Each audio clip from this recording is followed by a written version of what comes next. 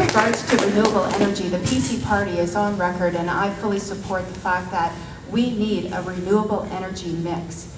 And the foundation of that mix has to be provided by nuclear energy. It's the most reliable and safe, affordable baseload of energy that we can have. Then, moving on from there, we can take a look at what our taxpayers can afford. We actually have issue with the fact that people can't afford McGinty's current expensive energy experiments.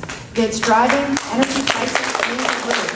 And you also asked that you wanted to see the municipalities work collaboratively. Well, I'm afraid that the Liberal government stripped that opportunity completely away from municipalities through the ill-conceived Green Energy Act when they have no say in what happens with wind energy. That's a top-driven down activity now. And with that said, it's interesting to note that I think it's pretty rich that when the Green Energy Act was conceived, our Liberal incumbent was parliamentary assistant to municipal affairs, and she's a past warden and reeve of a municipality, and she let municipal rights be taken away. I think we need to have a little review of how we got here. In the Mike Harris or Eves era, they broke up Ontario Hydro, split it up into 5 corporations that are basically overseeing a whole bunch of private contracts. So a whole bunch of more CEOs, a whole bunch of more expenses, and then guaranteed profits. The first industrial wind turbines in Ontario actually went up under the Conservative government. The Green Energy Act actually only expands that program began, the privatization program began by the Conservatives.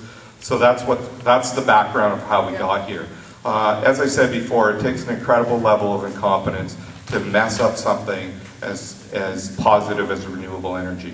But the problem is when you scale up into the industrial level and you plunk that down into a rural setting, you end up with a whole lot of problems, particularly when you take away municipal and community control. And so we think two things have to happen. We have to stop with this privatized scheme and move it back into the public sphere so that it actually, then you have environmental assessments, you have the ability for communities to determine siting and those sorts of things.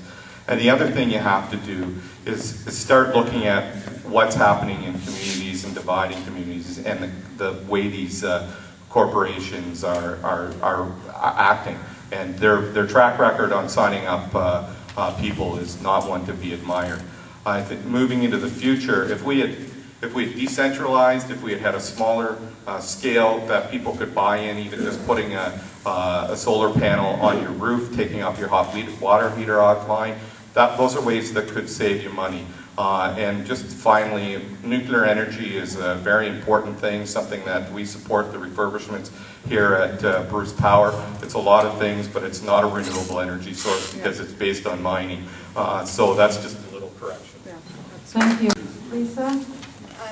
Just to finish up that question, I want to share with you and confirm that smart meters are going to be optional because, you know what, dairy farmers cannot tell their cows that, my goodness, we can't milk you right now because this is peak time. And it's interesting to note that peak time is going to switch pretty soon this fall, whereby the peak usage will be in the evening. And so people need that option, whether they can serve or whether their business just won't allow them to incur extra expenses because they have to milk their cows in the evening. And the other thing is smart meters are optional because we've discovered that in an interesting way there's going to be a sneaky little fee attached to every smart meter, and that's not fair to the people of Ontario.